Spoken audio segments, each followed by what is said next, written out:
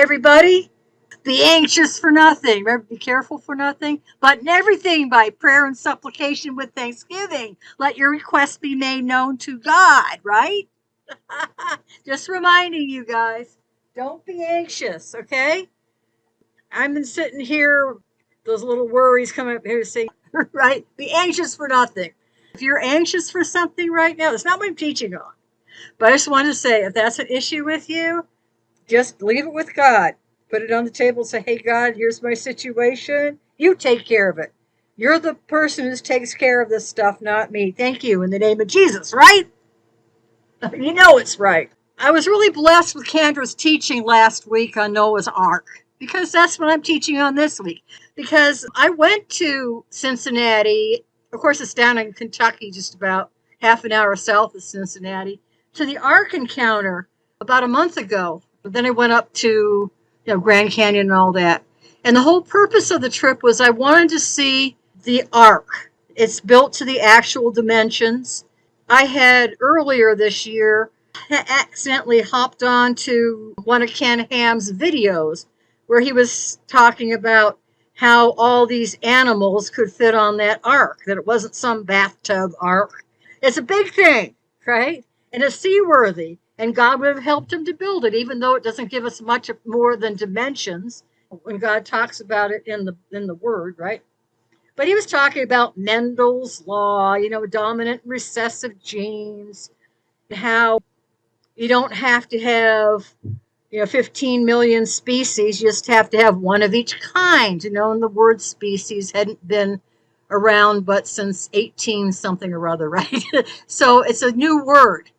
But it was really a fascinating teaching, but that wasn't exactly what I wanted to share on, but that's what got me interested in this. And I actually subscribed to the Ark Encounter's teaching program. Well, because it was COVID and they couldn't have any visitors and they needed a way to make money, and you could get all their teachings for a year. You could get all their teachings for a year for I think $29-30, something like that, okay? So that's why I did it. There's a lot of stuff about the Ark, and what I'm going to limit myself to today is, was Noah's flood just a local flood or a global flood? Why a flood? Where did the flood waters come from? Where did the flood waters go? And when did the whole earth, called Pangaea, right? We call it Pangaea, but it just was, earth used to be one continent. And when did it break up? And is there evidence for Noah's flood? Hopefully I'll get to all of that. But first, why Noah's flood? Why is it a big deal? What's the deal? Who cares, right? Well, there's a problem. The Bible is a revealed word and will of God. And does it include Genesis? You know it does, right? The Old Testament is for our learning, right? So you need to learn it if it's for your learning. It doesn't mean that all the rules and regulations apply to you personally, but you still need to learn it. If it isn't God's word in Genesis, how is it God's word when we talk about salvation or when we quote John 3:16? That's why Noah's flood is important. So let's turn to 2 Peter 3, please. So why Noah's flood? One of the accounts that scoffers disputed back in Peter's day was Noah's account of the flood. I mean, this is not new. If you think, oh, well, people just today thumb their noses at Noah. It's been going on a while. 2 Peter chapter 3, verses 5 through 6.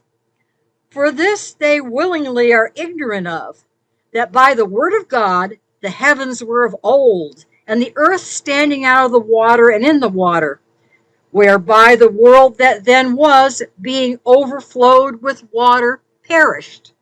Did it say that that was a local flood, or was it the world that then was overflowed with water and perished? Yeah, either God told the truth or he lied, right? So we're going to take on, was Noah's flood just a local flood or a global flood? Yeah, we're going to start with Genesis 7. Okay? Seriously. Even some Bible-believing Christians today dispute Noah's account. Or they say, oh, it was just a local flood. You know, remember, before we go to Genesis 7, just turn a couple books over to Genesis 9:13 while we're on the subject, talking about the rainbow. You know, they've perverted even that these days, right? The rainbow is supposed to stand for gay lib, right? What did the rainbow originally stand for? Genesis 9:13. I do set my bow in the cloud, and it shall be for a token of a covenant between me and the earth. And it shall come to pass, when I bring a cloud over the earth, that the bow shall be seen in the cloud. And I will remember my covenant, which is between me and you and every living creature of all flesh. And the water shall no more become a flood to destroy all flesh. So if it's a local flood, God lied, right? Just saying. And God said unto Noah, this is the token of the covenant which I have established between me and all gay libbers. No, okay, between me and all fleshes upon the earth. Okay, so God said he wasn't going to drown them out the whole earth anymore. All right. So we're going to look at, how did this happen? Where did the floodwaters come from? So now we'll flip back a couple chapters into Genesis chapter 7, like we were going to go originally, right? I just thought I'd bring up the rainbow thing, right? Just because people say it's got to be local, there's no way you can get all that water in 40 days and 40 nights. Well, they don't read the word. That's why they say that, right? Genesis 7:11 gives us two sources. Look at it. The fountains of the great deep and the windows of heaven. So we're going to look at a little tiny word study on the fountains of the great deep and the windows of heaven here real quick. So we're going to go in Genesis 11. So it says, in the 600th year of Noah's life, and the second month, and the 17th day of the month, just like Kendra said, where's Noah's day, right, Kendra? The same day were all the fountains on the same day were all the fountains of the great deep broken up, and the windows of heaven were open. All right, now think about it. 40 days of rain would not have been the major source of a global flood. So let's look at the phrase fountains of the great deep. So to understand what the fountains of the great deep mean, we got to break that down, because this is the only time the phrase fountains of the great deep is used. Okay, a couple books over, well, actually one book over in Genesis 8:2, it also uses the fountains of the deep. You know, clearly it's referring to the same thing, right? 3 times the term the great deep is used, and it obviously refers to the ocean. Now, we're not going to go there, but if you want to write it down, the 3 occurrences are in Isaiah 51:10, Amos 7:4, and it's used figuratively in Psalm 36:6. Okay, we also have 9 times the deep is referenced as well, and it always refers to the oceans. So when we're talking about the deep, we're talking about the oceans and the seas. Okay, so the foundations of what? The oceans and the seas. The word for fountains is a Hebrew word, maya. Remember, like the Maya Indians? All right, Maya can also be translated spring or well. So the fountains of the great deep were the major sources of the ocean waters. They must have been a huge source of water. But look specifically at verse 11. Verse 11 refers to a breaking up of the fountains of the deep. This implies a release of water, maybe through large fissures in the ground or on the seafloor. Now you think about it. There are many fissures still today, right? You think of the Mariana Trench. That's still existent, where the seafloors coming apart. We also have the San Andreas Fault, where the sea crust is going under. One sea crust is going under another part of the sea crust. So we still have faults and stuff like that today. There are probably, relics of the old crust breaking up. So interestingly enough, when you have fissures break up in the ocean, you have volcanoes. Ooh, who knew that was happening? Of course, they're underwater, and for the most part, it would have made the oceans hot, but it probably had impacted the land too, all right? Because you're having stuff happening with the crust of the earth. Volcanoes spew up to 70% water and usually a steam. So your volcanic activity would account for the volcanic rock. When you look at the fossil layers, you always see volcanic rock interspersed between the fossil layers and the rock. So there's this great pamphlet out. It's called The Catastrophic Plate Tectonics, a global flood model of Earth history. It's kind of a real dull read. I'm not suggesting you run out and buy it, right? But they theorized that the ocean floor raised 3,500 feet because a new ocean crust was being formed and would have been lighter than the old, cold, dense ocean crust being broken up. So this would cause massive flooding of the coastal areas. How about that? So it's not just rain. You have tsunamis going on all over the place on your coastal lands. So the other source of the flood is called the windows of heaven. So the windows of heaven are opening up. Genesis 7:12 tells us it rained continuously for 40 days and 40 nights.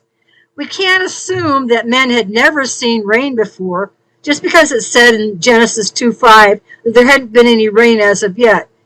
You could have had rain between Genesis 2:5 and the flood. So anybody wants to bring that up, it's not in the word that there wasn't any rain. It's pretty hard to imagine that the pre-flood age was anything special. That's all I'm saying.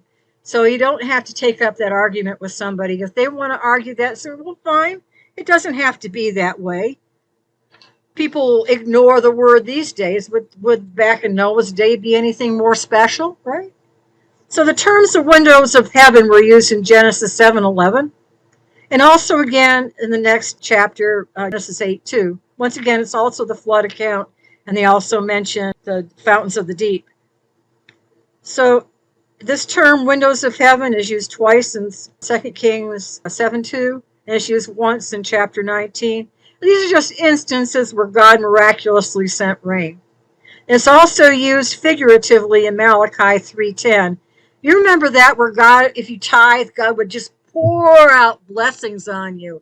So next time you read that verse, think pour out as in Noah's flood. Okay, blessings just pouring on you if you give. There's all kinds of benefits to being a giver. So be a giver. It's not going to kill you. Obviously, this is no ordinary rainfall. It really is no ordinary rainfall. Okay, we've established that there's a lot of water. So where did the flood waters go? So beginning in Genesis 8:3, we learn that the flood waters gradually decreased after 150 days. Now you remember, the water would have to be in the oceans we see today that cover 2/3 of the Earth's surface, right? That's a lot of water. Where did the flood waters go? Noah was more than a year on that boat, okay, on the ark. Okay, more than a year. That would have been a lot of pressure on that Earth's crust, by the way, all that water. Secular geologists have noticed that the continents appear to fit together to form one landmass. We call that one landmass Pangaea, Pangiaa, right? So the breaking apart of the ocean floor would have caused that event. I mean, people talk about in the days of Peleg that it would have been that it would have happened at that time. Well, actually, if it had begun at that time, you would have had a second flood, all right? But it would still have been continuing at that point in time. We'll talk about days of Peleg in a little bit, but not right this second. I just want to bring that point up. But I'm just saying that the breaking apart of the ocean floor would have been the initial cause of the breaking apart of the continents, all right? Ocean water stood above the tallest mountains for 150 days. That's a lot of pressure on the Earth's crust. You ever dive to the bottom of the pool and kind of felt the water pressure in your head? That's just a few feet of water on you. Now we're talking about, a lot of water. Okay, so continental drift was a result of catastrophic plate tectonics. Okay, initiated during the flood, and it would have been going on continuously, and the continents are even slowly drifting today. So Noah's flood would account for that. So of course you have Genesis 10:25. We're talking about in the days of Peleg, where the earth was divided. And people say that refers to the breaking up of the continents. But if you look at chapters 9 through 11, what's the context? The more remote context of chapter 9, 10, and 11 is about the Tower of Babel. All right? So the earth being divided would be more logically referring to the division of languages, but we don't need that argument. It would have still been going on in the days of Peleg. Actually, in more force than have been going on today. So you don't need to address that argument either. You can keep it, but I think it's more logically referring to the Tower of Babel and the division of the languages. But that's my opinion, and you may have a different one, and that's perfectly fine. The word is still going to move, all right? So basically, a massive amount of movement of continents in the days of Peleg would have produced another global flood. This is my point, okay? But everything would have begun, at any rate, in the days of Noah. And also, volcanic activity would also explain the ice ages. According to the National Geographic of August 23rd, 2019, it says, the ices of Greenland and Antarctica bear the fingerprint of a monster, a gigantic volcanic eruption in 539 or 540 AD that killed tens of thousands and helped trigger one of the worst periods of global cooling in the past 2,000 years. And the article goes on, as some of you may have read it before, I don't know. They talk about how there wasn't a summer. All over the earth, it was a severe famines because you didn't see the sun. Ash was so great. So after years of searching, it says, a team of scientists finally tracked down the source of the eruption. The new evidence ties the natural disaster to, I hope I'm pronouncing this right, Ilopango, a now dormant Florida and El Salvador. So the researchers estimate that its 6th century eruption, Ilopango, expelled the equivalent of 10.5 cubic miles of dense amounts of rock, and also spewed an incredible amount of dust in the air. So the new discovery helped solve a long-time geologic mystery. Historic accounts that date to this year describe a dark fog that dimmed the sun and ushered in a wave of crop deaths. That's the result of one volcano. How about a whole bunch of volcanoes? Wouldn't that have some kind of effect on the weather? All right. So, when Noah gets off his ark, he, his family, a small number of animals at a place where they can prosper and multiply, no matter what may be going on in the rest of the world. And it would be easy for them at some point during the Ice Age to cross over something like the Bering Strait and get into North America or South America if they had to, because the geologics would have been a bit different. So, and the question that is asked all the time is, where is the evidence for Noah's flood? Well, what evidence would you expect to see from a flood that killed every living creature? You'd expect to see, plenty of fossils for millions of animals, right? That would also be the geologic evidence everywhere you see today. Everywhere you go, you can see the catastrophic results of the flood. It only happened about, I think they said 4,300 years ago. Well, if Adam and Eve were 6,000 years ago, 4,300, that sounds about right. Canyons, craters, coal beds, and caverns all show evidence of this, right? So the Earth's crust has layers of sedimentary rock, sometimes miles deep, full of fossils that were laid down by water in the mud and sand. So now it's turned to stone. And think about this. It's smooth layers. What happens in nature? You know, if you have something solid rock sitting there for a long period of time, it breaks when it's bent. So the layers were not built up over millions of years like scientists suggest. But the biggest evidence of this is Mount St. Helens. Now, I was talking to some people I know who were from that area, in California, and they described, how dusty and terrible the weather was, and how you couldn't go anywhere, and how you had to wash off your shoes and all that. But Mount St. Helens, it erupted in 1980. And it carved out a mini Grand Canyon with the same side canyons type features and a small stream running through it, just like about 1/40th of the size of the Grand Canyon. Okay. It didn't take millions of years for it to carve out. It didn't take millions of years to put down the peat moss into Spirit Lake. In real time, a catastrophe can radically shape the environment. Geologists observed that the greatest landslide on records, massive ash clouds cooling the global temperature, fraction of a degree, admittedly, but this was from Mount St. Helens. It affected the Earth's temperature. Sedimentary layers rapidly formed, and you had bark peat. It formed from trees that washed into the lake, and it produced vertically floating trees that are partially planted in the same lake, and mudslides that carved out canyons. Once again, the whole system is about 1/40th the scale of Grand Canyon. It only took 5 years to form. Not thousands, not millions, 5 years. So the lesson from Spirit Lake is that coal beds do form rapidly by catastrophic destruction of forest. So the petrified forest happened in our lifetime.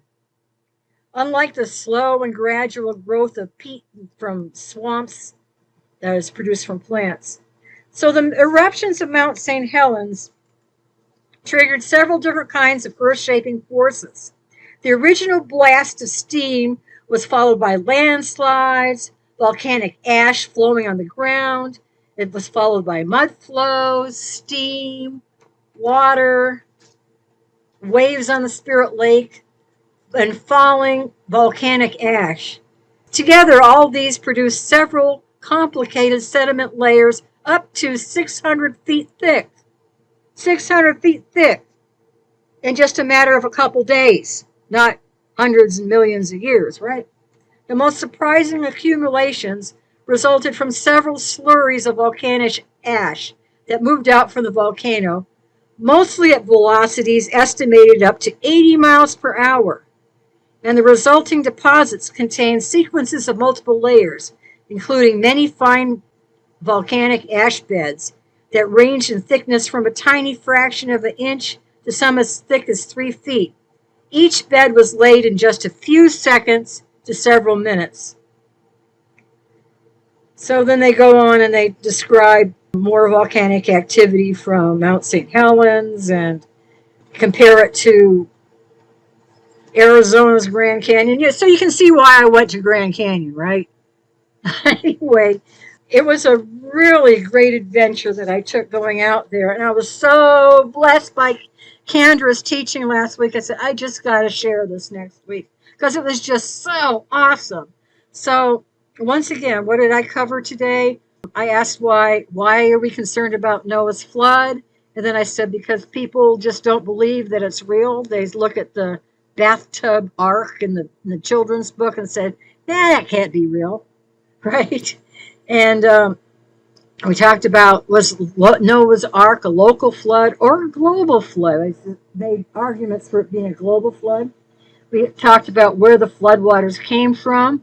Remember, the fountains of the deep, the breaking up of the crust, the breaking up of the fountains of the deep, and the actual windows of heaven opening up, right? And where do the floodwaters go? 2/3 of the earth is covered with water, right? So when did Pangaea break up? When did that one large continent break up into smaller ones? Well, it certainly began in Noah's flood, And you can make an argument for the days of Peleg, but you can see that if it actually happened, the initial cause was the days of Peleg, then there would have been another flood, and God's promised that that catastrophe would not happen a second time, a global flood anywhere. And where is evidence for Noah's flood? It is everywhere. Okay, that's what I wanted to share.